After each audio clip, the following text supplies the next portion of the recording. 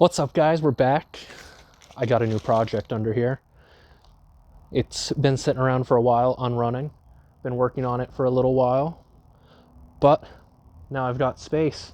I bought a house, I've got time, I've got money. Let's turn this project car into my dream car. It's a nice 30 degrees out. Let's get this thing unwrapped, see what we're working with here.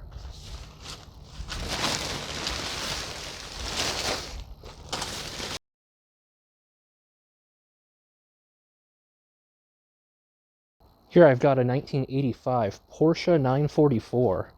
This is the naturally aspirated model, which is perfect for this car. I'm not a huge fan of the turbos or the way the turbos look.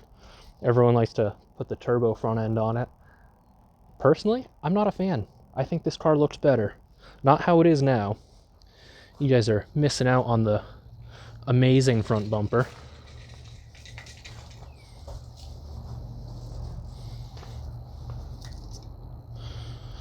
Yard is incredibly soft, so it's sitting up on blocks. You can see tires are a little muddy. Getting it back here was a lot of fun. You'll see pictures of that on my Instagram. The paint is in great condition. As you can see, every side of the car is a slightly different color. The interior is a complete mess. As you can see, most of the interior is currently missing.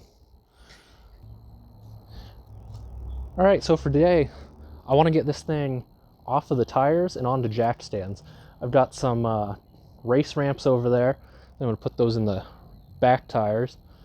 Probably going to sink about 7 feet into the mud here. We're going to pull the front end of this car off, and we're going to make it more of a Porsche than it already is. Let's go ahead and get this engine popped. The engine? I mean, that's the biggest issue. The engine's already popped. That's why we are where we are. Let's get the hood popped. See what sort of mess is under here.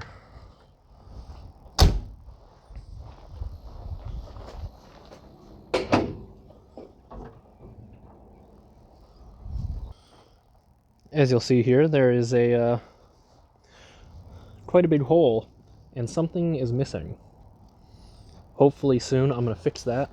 I still have to go pick up the 4 engines that are at the other house, bring them up here, and I'll start doing some videos on working with those and getting the new engine in here.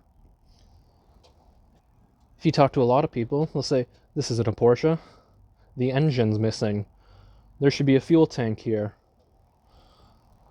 How can you put that badge on there if there's no engine in the back of the car? So we might do something a little bit to fix that. Now you might be wondering, why would you be jacking up a car using a screwdriver? Now, that's a great question. If you have the answer to that question, please contact us at 1-800 where's my jack handle. I think in the future we might find the answer to that, because I haven't seen it since last time I put this car on jack stands at the old house. It's probably right there underneath that bell housing.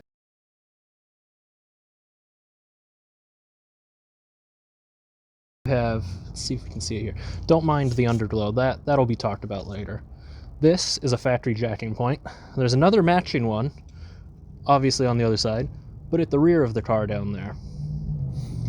These front ones are allegedly safe to use, even though that's just floor pan and corner of the car. So I go for the guaranteed safe to use spot, which is this frame rail. And these frame rails are really nice, and they're narrower than your Harbor Freight jack stands saddle. So that works out great. The ones in the rear, absolutely never use. Another good spot on these cars is the actual mount for the control arm to the frame, or, as you can see what I'm jacking from, the aluminum cross member.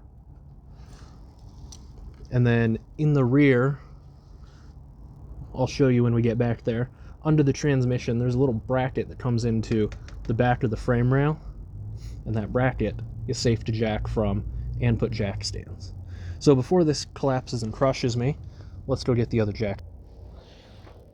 Well, I'm starting to lose light here, and without the proper jack stand set up in the back, even though it's not moving when I shake it, I'm still kind of worried about crawling around inside of it. So I think that's about as much as we're gonna get done today, is just me talking to myself and picking the car up.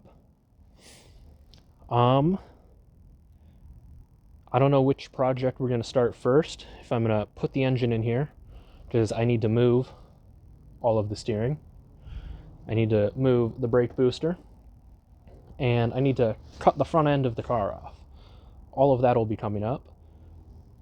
The interior work doesn't really need to be done because I don't have anywhere nice to put the interior currently when I take everything out of the car. So, leave a comment what you think I should do with this car. If you don't already follow me on Instagram, leave a comment what engine's going in here, and then go follow me on Instagram. Even there, I keep it a little bit of a secret, but there's still hints. Make sure you like and subscribe, and I'll be working on more of this car in the future.